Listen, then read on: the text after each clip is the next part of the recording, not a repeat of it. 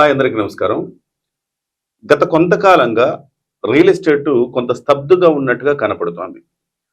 తెలంగాణలో ప్రభుత్వం వచ్చిన తర్వాత నుంచి రియల్ ఎస్టేట్ దారుణంగా పడిపోయింది. హైదరాబాద్‌లో ఎస్పెషల్లీ అన్న మాటలైతే మనం చూస్తూ ఉన్నాం. వాస్తవం కూడా అదే. చాలామంది వెనకడుగు వేస్తున్నారు.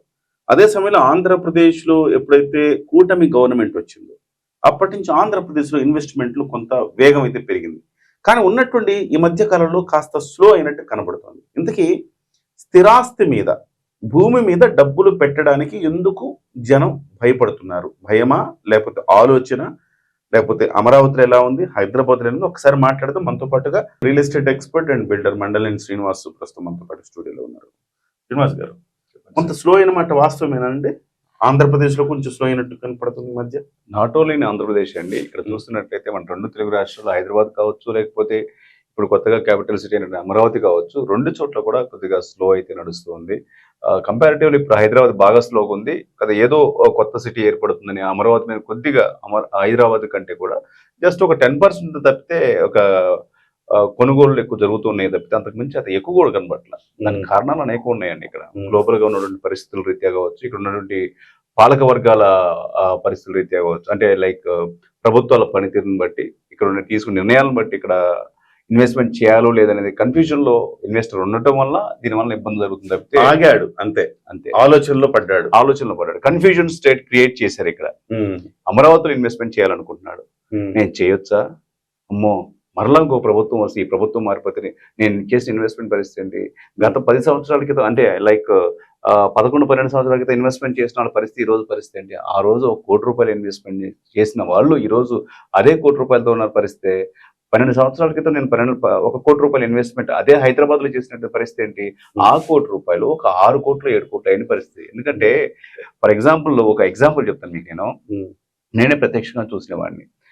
కొత్తగా రాష్ట్రం ఏర్పడింది, అమరావతి రాజధాని హడావుడి అని అంటున్నారు. ఆ క్రమంలో దాదాపుగా ₹1 ఇన్వెస్ట్మెంట్ చేసి ₹1 అక్కడ 20,000 గజాన్ని తీసుకొని ఒక 20,000 గజానికి ఒక 500 గజాలు కొనుక్కున్నాను.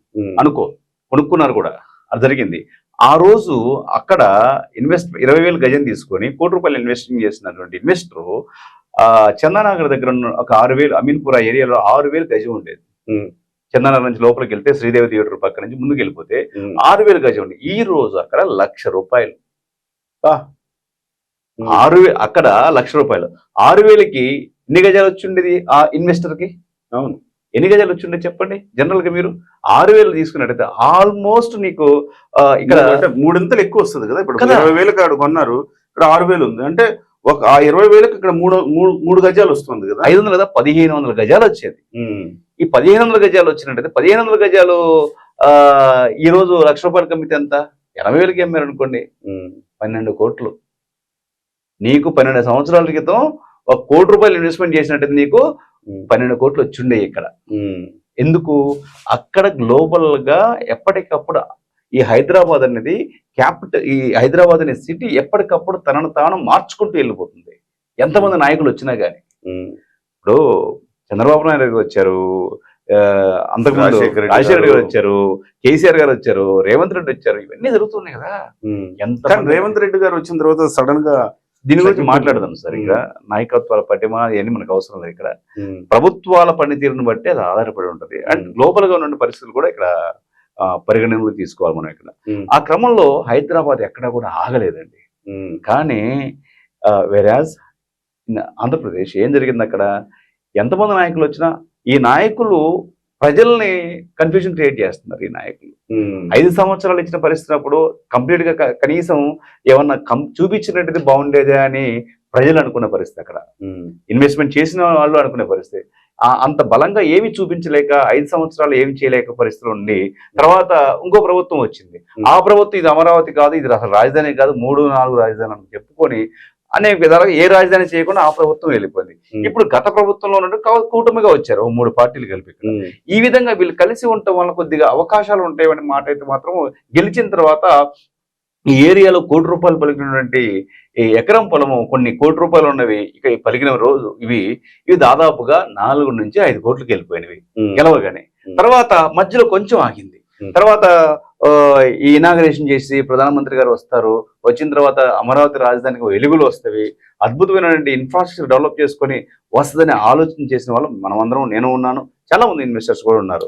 కానీ ఎందుకో నత్తనడుగు నడుస్తుందనే పరిస్థితి కనపడుతుంది. అంటే ప్రధానమంత్రి నుంచి లాస్ట్ టైం మట్టి నీళ్లు కొట్టెళ్ళారు, ఈసారైనా ఆయన ఏదో ఒక అద్భుతంగా ఒక ప్యాకేజ్ ప్రకటిస్తారేమో చాలా మంది ఎక్స్పెక్ట్ చేశారండి. అది అవ్వకపోవటం వల్ల డిసప్పాయింట్ అయినట్టుగా నాకు అర్థమవుతుంది. ఒకటి సార్, ఒకసారి రాగానే ప్రధానమంత్రి గారు రాగానే తీసుకొచ్చేసి బంగారు పల్లెలు అన్ని ఇవ్వరు కదా. ఎక్కడైతే ఇక్కడ ఉన్న నాయకత్వాలు ప్రధానమంత్రి అన్ని చేయాలనుకుంటే ఎట్లా కుదురుతుంది? అట్లా కాదు, కేంద్రం మీకు 2014 ముందే కేంద్రం ప్రకటించింది, ఢిల్లీని మించిన రాజధాని మీరు కట్టుకోవాలి, మీకు నేను సాయం చేస్తాను, కేంద్ర ప్రభుత్వం సాయం చేస్తుందని ఆ రోజు చెప్పారు ఆయన. ఆ తర్వాతే ఈ విషయాల్లో అఫ్ కోర్స్ తెలుగుదేశం పార్టీ నిధులు దుర్వినియోగం చేసిందా లేదా పక్కన పెట్టండి, అవన్నీ కూడా ఓవరాల్ గా ఒక పౌరుడిగా మనకేమనిపిస్తుంది అంటే కేంద్రం చేస్తానంది కదా, చేయలేదు. కేంద్రం ఏమంటది, చంద్రబాబు నాయుడు పక్కదారి పట్టిస్తున్నాడు కాబట్టి మేము చేయలేదు. రీజన్ ఏమైనా కావచ్చు, కేంద్రం కొంత చేయలేదన్న భావన ఉంది. ఈసారి అందరూ బాగా సఖ్యతగా ఉన్నారు కదా, ఈసారి ఏదైనా ఇప్పుడు కొన్ని చోట్లకి వెళ్ళినప్పుడు అంటే బీహార్కి ఇలాంటి చోట్ల 1,00,000 కోట్ల ప్యాకేజ్ ఇట్లా ప్రకటించున్నారు ఎన్నికల ముందు. సో అలా ఈసారి ఖచ్చితంగా అమరావతికి ఏదైనా చేస్తారేమో అనుకున్నాం, కానీ అఫ్ కోర్స్ చేశారు కొంతవరకు. రాగానే ఒక 15,000 కోట్లు ఇచ్చారు, కానీ అనుకున్న స్థాయిలో ఇవ్వలేదేమో అని ఆ రోజు అంటే శంకుస్థాపన రోజు ఒక ప్రకటన ఏదైనా బలంగా చేస్తే ఇంకో రకంగా ఉండేదేమో నాకు అనిపించింది. మీరు అంటున్న దాంట్లో ఎటువంటి అపోహలు లేదండి, కానీ కేంద్ర ప్రభుత్వం చేయడానికి ఉన్నప్పటికీ కూడా 1 సంవత్సరం అయిపోయింది. మనకి 5 సంవత్సరాల టైం ఉంది. 5 సంవత్సరాల టైంలో వీళ్ళు ఒక ప్రణాళికాబద్ధంగా వెళ్ళాలి. వెంటనే పొయ్యి మీద పెట్టంగానే అన్నం అయిపోదు కదా, ఒక అరగంట అవ్వాలి కదా. అట్లాగే కన్స్ట్రక్షన్ కానీ ఇన్ఫ్రాస్ట్రక్చర్ అన్ని డెవలప్ చేయాలంటే ముందుగా ఏం చేసుకుంటున్నారు ప్రభుత్వాలు? ఫస్ట్ నేను చెప్పేసిందంటే వాళ్ళు చెప్పేంత రోగం కాకపోయినప్పటికీ కూడా ఇనిషియల్ గా అనుకున్న ప్రాజెక్ట్ ఏదైతే ఉందో దాన్ని కంప్లీట్ చేయాలి.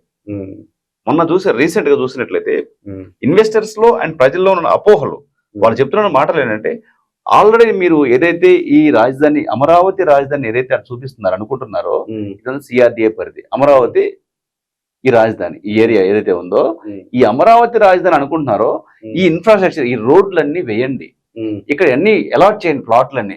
ఈ యూనివర్సిటీస్ కి ఈ రోజు సరైన రోడ్డు సదుపాయం లేదు. ఇలా పేరొందినటువంటి యూనివర్సిటీస్ మొత్తం అమరావతిలో అమృత విశ్వ విద్యాపీఠం ఉంటుంది, వేడి యూనివర్సిటీ ఉంది, ఎస్ఆర్ఎం యూనివర్సిటీ ఉంది, ఇవన్నీ ఉన్నవి కదా. సరైన రోడ్ ఫెసిలిటీ లేదు ఇక్కడ. ఇవన్నీ ఇన్ఫ్రాస్ట్రక్చర్ డెవలప్ చేయండి, డ్రైనేజ్ వ్యవస్థను సరే సెటప్ చేయండి, అమరావతి వెళ్తే హాయిగా ఉంటుందని క్రియేట్ చేయండి. దీన్ని క్రియేట్ చేసిన తర్వాత మీరు మిగతా ఏం చేయాలి చేయండి. కానీ ఇలా కన్ఫ్యూజన్ క్రియేట్ చేసి ప్రభుత్వం కన్ఫ్యూజన్ క్రియేట్ చేస్తుంది. మొన్న ఇంకొక 5,000 ఇంకొక 40,000 ఎకరాలు తీసుకుంటాం అనే మాట ఎంత రియల్ ఎస్టేట్ లో అలజడి రేకెత్తించిందంటే కనపడదు. అది ఉన్నదాన్నే చేయలేదురా, ఇది ఇంకో 40,000 ఎకరాలు అంటున్నారు, వద్దురా బాబు ఏమి ఇన్వెస్ట్ చేస్తామో, ఎన్ని ఆటల్లా ఉన్నవి, ముందు ఇది కంప్లీట్ చేయకుండా ఇంకో 40,000 ఎకరాలంటే రైతులు కూడా పెద్ద విరిచే పరిస్థితి వస్తుంది. దీని వలన అనేక రకాలుగా ఈ విధంగా కన్ఫ్యూజన్ క్రియేట్ చేసే పరిస్థితి ఉండటం వల్లనే ఇన్వెస్టర్స్ భయపడుతున్నారు ఇక్కడ.